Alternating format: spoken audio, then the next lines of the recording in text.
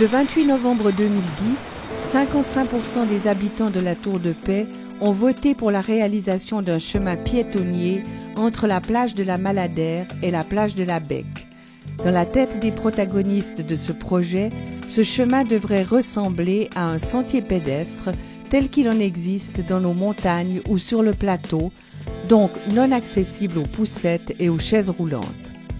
Dans les endroits qui nécessitent un aménagement pour permettre le passage des piétons, l'installation de structures légères, par exemple de passerelles en bois ou en métal, devrait être privilégiée. Réaliser ce chemin en 3 à 4 tronçons faciliterait l'exécution des travaux. Ce film permettra de constater quels sont les aménagements nécessaires pour rendre ce chemin praticable. Le premier tronçon de chemin est court et va de la plage de la Maladère au ruisseau de Sully. Il ne nécessite que très peu d'aménagement parce que toutes les parcelles sont grevées d'une servitude de passage qui, par définition, autorise la traversée à pied. Cette servitude est toutefois interrompue sur environ 1 mètre. La parcelle 491 est la première propriété que l'on traverse après la plage de la Maladère.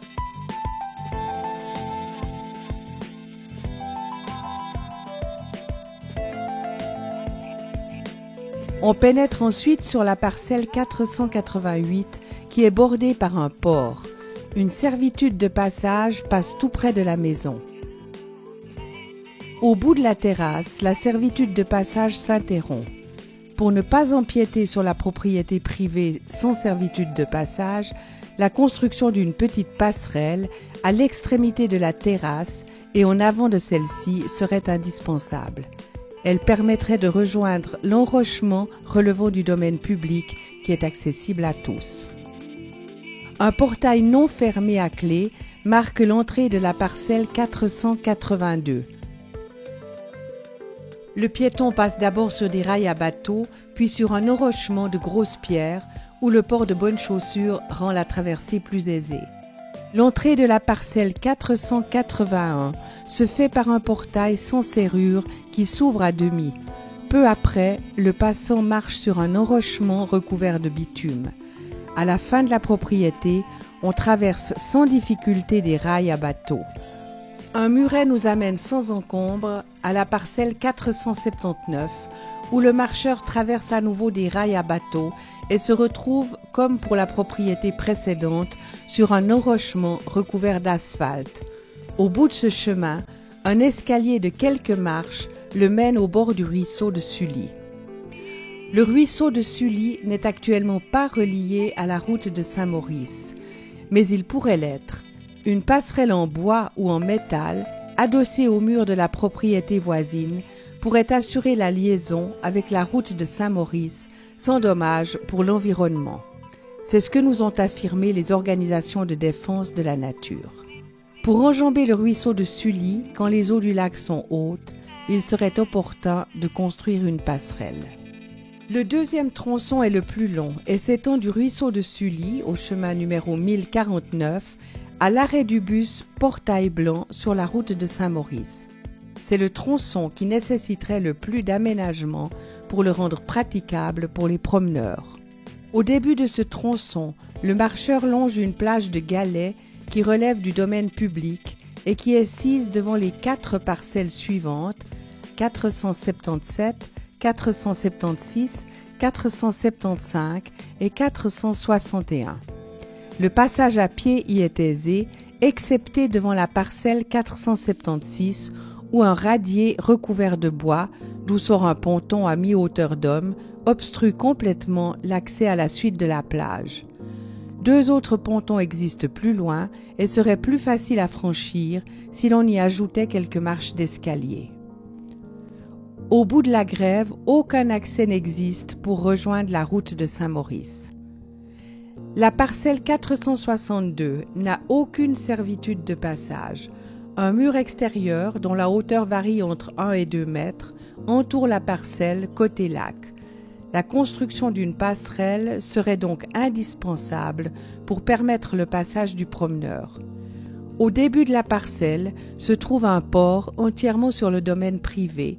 ce qui implique une négociation avec la propriétaire et probablement la pose d'un système de pont pour franchir l'entrée du port. La parcelle 451 est grevée d'une servitude de passage qui borde directement la maison. Le passage à pied ne pose donc aucun problème. La parcelle 450 n'a pas de servitude de passage. Un mur d'une hauteur d'environ 2 mètres borde la propriété côté lac. Là encore, une passerelle accrochée au mur serait indispensable pour permettre le passage des promeneurs. Il en est de même sur la parcelle 449 qui, elle aussi, est longée par un mur côté lac et qui n'est grevée d'aucune servitude de passage.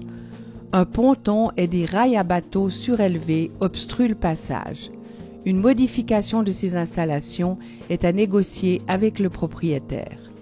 La parcelle 448, qui n'a pas non plus de servitude de passage, est bordée d'une grève de galets appartenant au domaine public. Le cheminement y est donc possible. Cependant, un ponton surélevé coupe le passage. La pose d'escalier en faciliterait l'accès. La parcelle 447, comme la précédente, n'a pas de servitude de passage, mais devant la propriété existe une grève publique facile à traverser à pied. Un couvert à bateau et surtout un ponton surélevé à mi-hauteur d'homme coupent aussi la grève et nécessiterait la pose d'un escalier pour le passer. Une autre manière de contourner cet obstacle serait de transiter par le portail qui se trouve juste en arrière. Enfin, on arrive sur le chemin public numéro 1045 qui débouche sur la route de Saint-Maurice à la hauteur de l'arrêt du bus Portail-Blanc. Le troisième tronçon est un peu moins long que le précédent et presque entièrement praticable à pied, sauf sur la dernière parcelle avant le chemin de la Bec. La parcelle 446 est grevée d'une servitude de passage. Le passage à pied se fait sur un mur depuis le chemin numéro 1045 à la plage publique de Galets. Devant les parcelles 445 et 444, il y a une plage de galets déjà ouverte au public et qui ne présente aucun obstacle pour le passant. La construction de quelques marches d'escalier faciliterait le passage des rails qui traversent la plage à cet endroit. Devant la parcelle 347, qui n'a pas de servitude de passage, il y a moyen de passer entièrement sur le domaine public. On traverse d'abord une plage de galets qui se rétrécit et cède la place à une bande de terrain plus étroite et recouverte de gros cailloux. Si le passant marche sans difficulté sur la plage de galets, sa progression se ralentit sur la bande de terrain plus étroite. Un aménagement mineur est à trouver à cet endroit.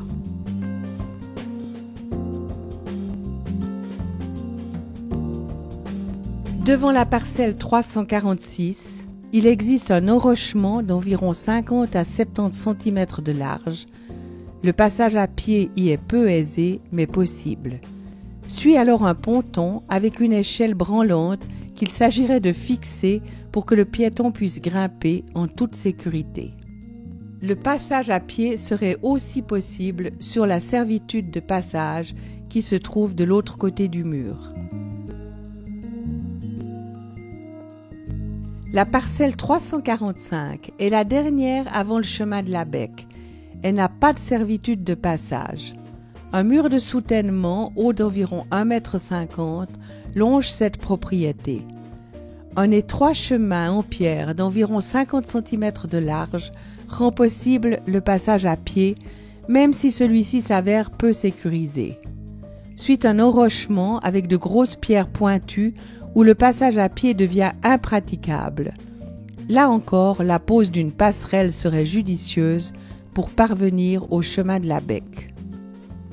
Le quatrième tronçon est court et s'étend du chemin de la Bec à la plage de la Bec. Il nécessite la pose de passerelles, puis plus loin d'un escalier. Les parcelles 338, 337 et 335 ne sont pas grevées de servitude de passage. Un mur d'une hauteur d'environ 1,50 m les longe côté lac. La construction de passerelles serait donc impérative. Cette passerelle pourrait aboutir devant la parcelle 335 sur la petite grève publique en contrebas et nous amener à la parcelle 334 qui se situe sur la pointe de la Becque. Cette propriété est en partie grevée d'une servitude de passage recouverte de bitume et se termine sur un mur d'environ 2 mètres de haut.